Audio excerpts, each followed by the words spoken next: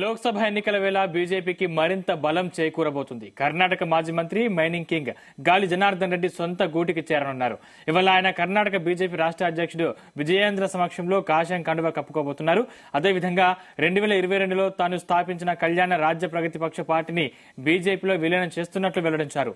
మల్లేశ్వరంలోని BJP కార్యాలయంలో రాష్ట్ర నేతల సమక్షంలో బీజేపీ పార్టీలోకి చేరనున్నట్లు ప్రకటించారు.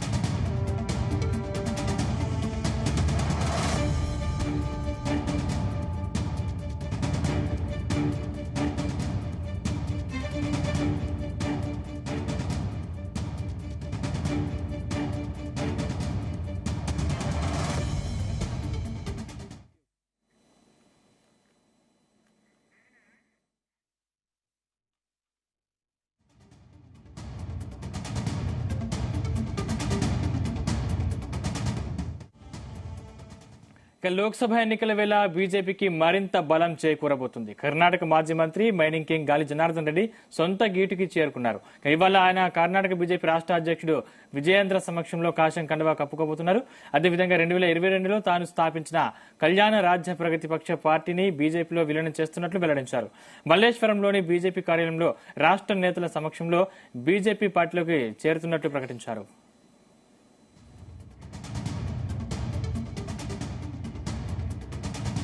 ఇదే అంశానికి సంబంధించిన మరిన్ని పూర్తి డీటెయిల్స్ మా ప్రతినిధి శ్రీచరణ్ అందిస్తారు. శ్రీచరణ్. సందీప్, రెండు తెలుగు రాష్ట్రాలతో పాటు కర్ణాటకలో సుపరిచితుడైన మైనింగ్ కింగ్ గా పేరు పొందిన గాలి జనార్దన్ రెడ్డి సొంత గూటికి చేరనున్నారు. ఆయనే బీజేపీ పార్టీలో ఈ రోజు చేరుతున్నారు. ప్రధానంగా ఆయన అధ్యక్షుడు విజయేంద్ర సమక్షంలో కాషాయం కండువా కూడా కప్పుకోబోతున్నారు. మనము గాలి జనార్దన్ రెడ్డి గురించి ప్రత్యేకంగా చెప్పుకోవాల్సింది, ఆయన పైన కాస్త వివాదాలు ఉన్నప్పటికీ కూడా మొదటి నుంచి కూడా ఇప్పుడు బీజేపీకి ఆయన సొంత గూటికి చేరుకోవడం వలన రెండు విధాలా కూడా కలిసి వచ్చే అంశంగా చెప్పుకోవచ్చు. ఒకటి, ఆర్థికంగా చాలా పుష్టిగా ఉన్న వ్యక్తి, బిజినెస్ మెన్ గా అటు ఫండింగ్ తో పాటు ఇటు మొబిలైజింగ్, పార్టీ అవసరాలకు సంబంధించి కానీ ఏ విషయంలో అయినా కూడా గాలి జనార్దన్ రెడ్డి మళ్ళీ బీజేపీలో జాయిన్ అవ్వడం అనేది బీజేపీ పార్టీకి ఒక అసెట్ గా చెప్పుకోవచ్చు. దీనితో పాటు ఆయనకి గతంలో కూడా మంత్రిగా కూడా పనిచేశారు. ఆయనకి కొంత సొంత క్యాడర్ ఉంది. స్వతహా బిజినెస్ మ్యాన్ అయినప్పటికీ ఆయనకున్న పరిచయాలతోని కూడా ఇటు మొబిలైజింగ్ కూడా క్యాడర్ తో పాటు స్థానికంగా కూడా ఆయన చాలా మటుకు కూడా పూల్ కూడా చేయొచ్చు. ఇవి రెండు కూడా ఆయనకి ప్రధానంగా కలిసి వచ్చే అంశాలు. ఇటు బీజేపీ పార్టీకి కూడా ఆయన తిరిగి సొంత గూటికి రావడం కూడా ఇవి ఇద్దరికి విన్ విన్ సిచ్యువేషన్ అనే మనం ప్రధానంగా చెప్పుకోవచ్చు. అయితే గతంలో కూడా ఆయన పలు వివాదాలకు పెట్టింది పేరుగా కూడా ఆయన గాలి జనార్దన్ రెడ్డి పేరుగాంచారు.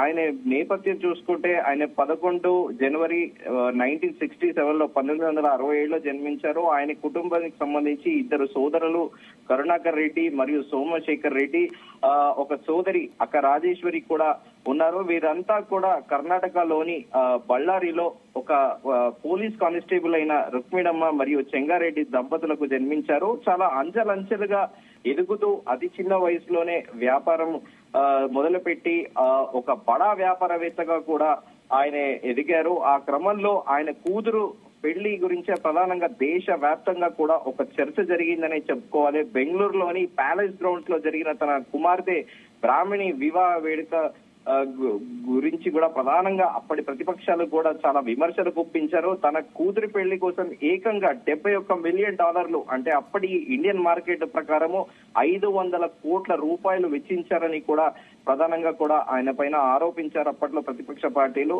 అయితే తన కూతురు దక్షిణాఫ్రికా, టాంజానియాలోని బంగారు గనులు మరియు టర్కీలో గ్రానైట్ మార్బుల్ వ్యాపారాలు నిర్వహిస్తున్న ఒక కుటుంబానికి చెందిన వ్యక్తిని కూడా వివాహం చేసుకుంది. అయితే ఇలా చూసుకుంటూ పోతే ఆయన పైన మరో వివాదం కూడా ఉంది.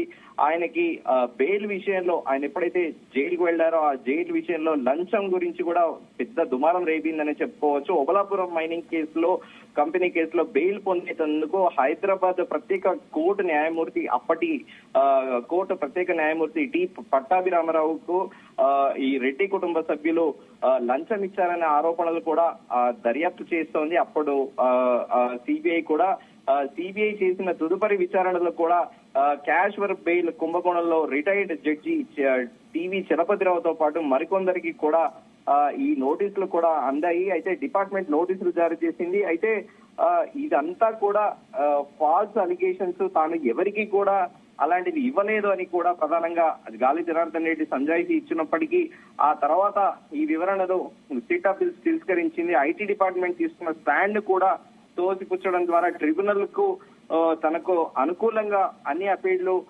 ముందు అన్ని అపీల్ చేయడానికి ప్రాధాన్యతను ఇచ్చిందని కూడా ఆయన పలుమార్లు పేర్కొన్నారు. ఇలా చూసుకుంటే మొదటి నుంచి కూడా వివాదాస్పదంగా ఉన్న ఆయనే అలాగే ఆయన జైలుకు వెళ్ళడానికి ప్రధాన కారణం కూడా ఆ ఓబలాపురం మైనింగ్ లో ఏదైతే ఉందో ఆ మైనింగ్ లో జరుగుతున్న సుంకలమ్మ దేవాలయాన్ని అక్కడ కార్మికులు తమకు సెంటిమెంట్ గా అమ్మవారి గుడిని అక్కడ నిర్మించుకుంటే ఆ గుడిని కూలగొట్టడం వల్లనే ఒక ప్రముఖ ఛానల్ కి ఇచ్చిన ఇంటర్వ్యూలో కూడా ప్రధానంగా ఆయనే ఫిలాసఫికల్ ఒక వేదాంతంతో కూడిన ధోరణితో కూడా మాట్లాడారు. అమ్మవారి గుడి కూల్చడం అనేది అది నిర్ణయం కాదు. అటు మైనింగ్ తో పాటు జియాలజీ డిపార్ట్మెంట్, ఆర్కియాలజీ డిపార్ట్మెంట్ వాళ్ళు కూడా తేల్చింది ఏంటంటే అది కొత్త కన్స్ట్రక్షన్, అది హెరిటేజ్ ప్రాపర్టీ కాదు అని చెప్పి వాళ్ళు ఇవ్వడము, తర్వాత హైకోర్టు కూడా అది కొట్టేయడము అని చెప్పి ఆయన ఒక వేదాంత ధోరణిలో చెప్పినప్పటికీ ప్రధానంగా అప్పట్లో కూడా విస్తృతంగా ప్రచారం జరిగింది. సుంకలమ్మ దేవాలయాన్ని కూల్చడం వల్లనే తను జైలు పాలయ్యాడని కూడా ప్రధానంగా ప్రధాన పత్రికలలో కూడా అప్పట్లో ప్రచారం అయ్యాయి. అయితే దీనితో పాటు ఆయన పైన అక్రమ మైనింగ్ కార్యకలాపాల పైన కూడా ఒక నివేదిక ఇచ్చారు. అప్పట్లో ఆ ప్రాంతంలో ఇనుప ఖనిజం తవ్వకాల్లో పూర్తిగా రిగ్గింగ్ చేసి ప్రభుత్వాన్ని మోసం చేశారని కూడా 2011 జూలైలో ఆయన పైన అక్రమ మైనింగ్ సంబంధించిన కేసు కూడా నమోదు చేశారు. Director general of income tax investigation అధికారులు పన్ను ఎగవేతకు సంబంధించిన ఆధారాలు కూడా ప్రొడ్యూస్ చేశారు. మరియు కంపెనీ ఆదాయ సోర్స్ ఆఫ్ ఇన్కమ్ ని తక్కువ చూపెట్టడము బ్యాలెన్స్ షీట్ లో ఇలా ప్రతిదీ కూడా వివాదాస్పదంగా ఆయన వ్యవహార శైలి ఉండేది. అప్పట్లో సింగపూర్ లోని ఒక డాలర్ కంపెనీతో కూడా అవగాహన ఒప్పందం కుదుర్చుకున్నారని, దాని ద్వారా తనకు వస్తున్న సోర్స్ ఆఫ్ ఇన్కమ్ తక్కువగా చూపెట్టడం కోసంతో పాటు ఇలా చేశారని అప్పట్లో సిబిఐ కూడా ఆ సంస్థలతో కలిసి ఆ స్థలంపై కూడా అక్రమ మైనింగ్ ఏదైతే ఆధారంగా ఒక రిపోర్ట్ దొరికిందో దాని మీద ఆ కంపెనీ పైన కూడా దాడులు జరగడం కూడా జరిగిన విషయం తెలిసిందే. ఇనుప ఖనిజం తవ్వకాల యొక్క జీరో రిస్క్ సిస్టమ్ ను రూపొందించినట్లు కూడా ఆయన మీద ప్రధానంగా చెబుతా ఉంటారు.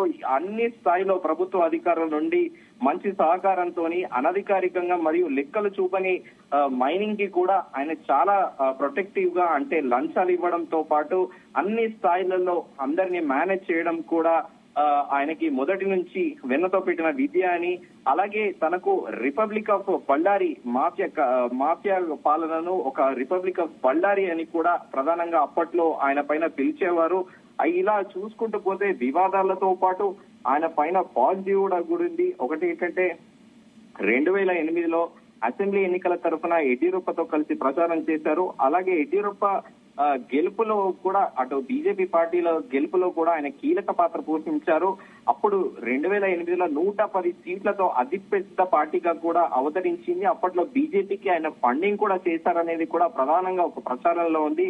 5 స్వతంత్ర ఎమ్మెల్యేల మద్దతుతో దక్షిణ భారతదేశంలోనే తొలిసారిగా బీజేపీ సొంతగా కూడా ప్రభుత్వాన్ని ఏర్పాటు చేసింది. ఆ టైంలో కూడా గాలి జనార్దన్ రెడ్డి ఇంకా అప్పటికి ఆయన వివాదాల ఆయన పైన ఎలాంటి కూడా తెరపైకి ఆయన పైన కేసులు కానీ అక్రమ మైనింగ్ అప్పటికి రాలేదు. కానీ 2008లో అప్పటికే ఆయన బిజినెస్ లో ఎదుగుతున్న క్రమంలోనే బీజేపీ పార్టీకి సపోర్ట్ చేయడము, అలాగే దగ్గరుండి ఆయన కూడా ప్రచారానికి వెళ్లడము, ఇలా ఓవరాల్ గా చూసుకుంటే మిక్స్డ్ ఆయన లైఫ్ అంతా చూసుకుంటే ఒక బిజినెస్ మెన్ గా సక్సీడ్ అయ్యాడు. అలాగే వివాదాల విషయంలో కూడా ఆయనను మించిన వ్యక్తి కూడా లేరనేది కూడా ప్రధానంగా ఒక ప్రచారంలో ఉంది. దానితో పాటు ఆయన పైన ఉన్న ఒక పాజిటివ్ థాట్ ఏంటంటే ఆయన దగ్గర అనుచరులు కానీ ఎవరైనా కూడా ఆయనకి ఏ ప్రాబ్లం వచ్చినా కూడా ఎవరికి తన కింద స్థాయి వ్యక్తులు కానీ తన కంపెనీలో పనిచేసే వ్యక్తులకు కానీ ఎప్పుడైనా కూడా ఆయన ఎవరికి ఏ సహాయం అందించడంలో ముందుంటారని కూడా చెప్తారు. కాకపోతే